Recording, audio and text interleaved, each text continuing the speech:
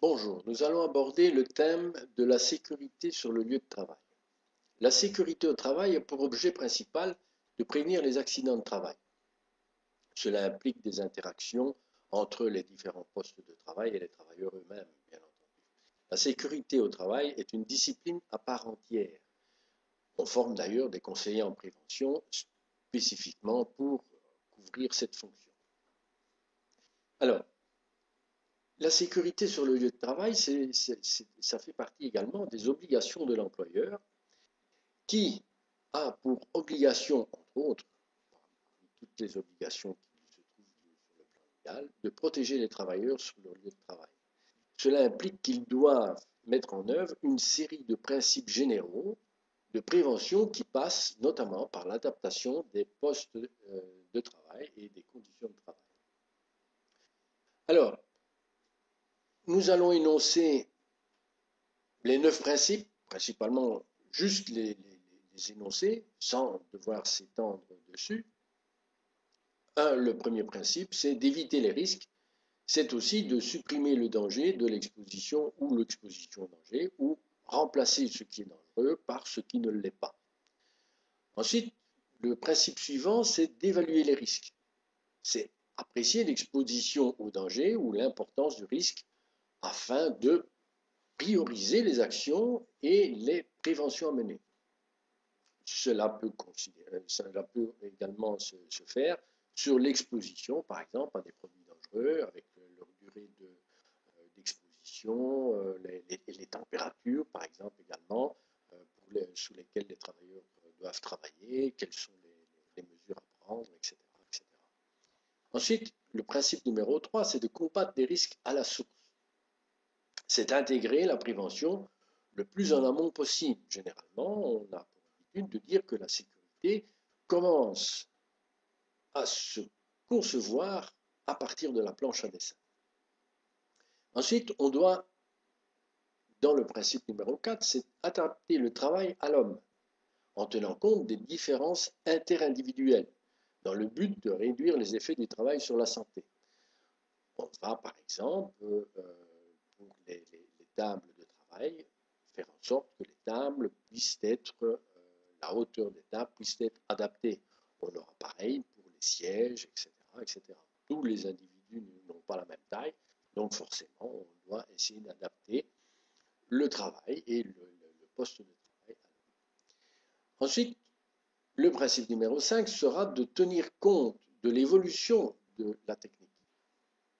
En effet, tous les jours voient apparaître des innovations en matière technique et aussi de nouveaux éléments de protection, de nouveaux systèmes qui permettent justement de réduire les risques et donc sur le poste de travail et d'avoir une prévention supérieure pour les travailleurs.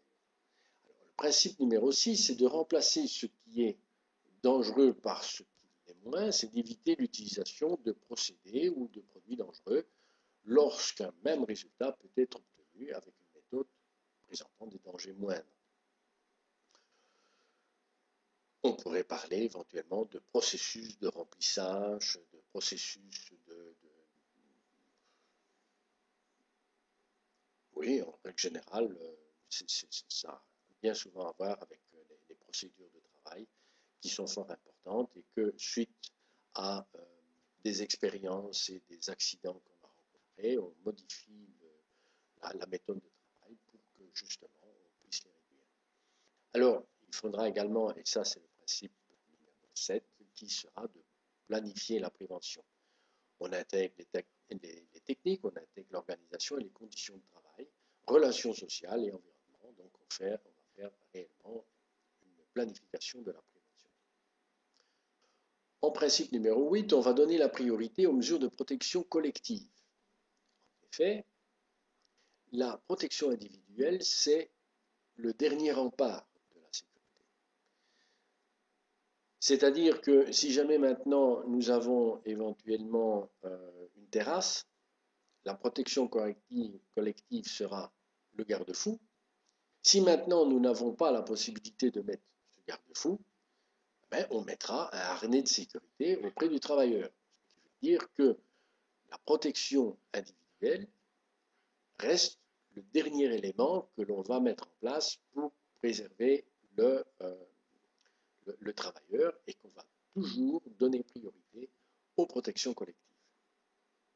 Et un dernier point, c'est donner les instructions appropriées aux salariés, ce qui est également fort important, c'est de leur donner toutes les informations sur les procédures techniques ou de les informer sur la toxicité de certains produits ou un tel produit est corrosif ou pas, donc l'utilisation de masques et autres. Donc toutes ces informations doivent être données également aux travailleurs, ce qui est tout à fait important.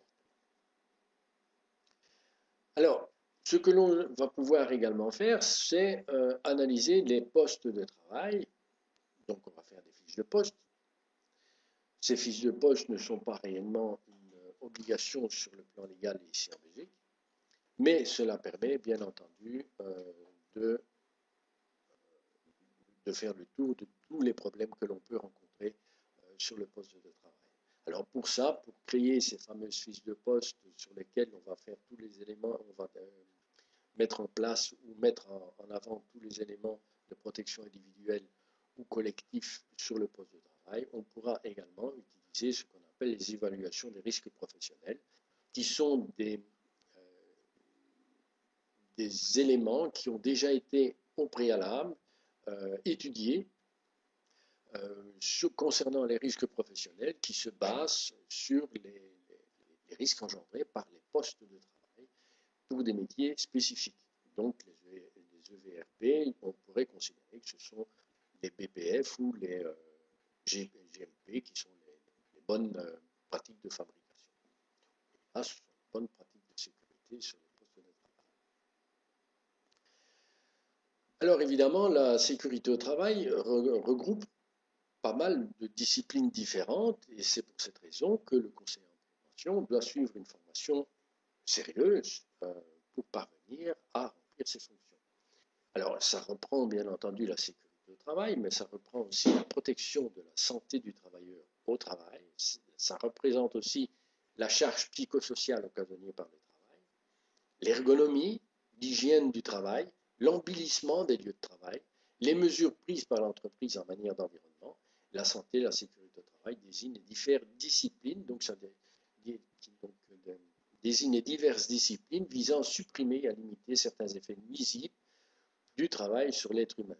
C'est aussi la promotion du bien-être des travailleurs sur le lieu de travail.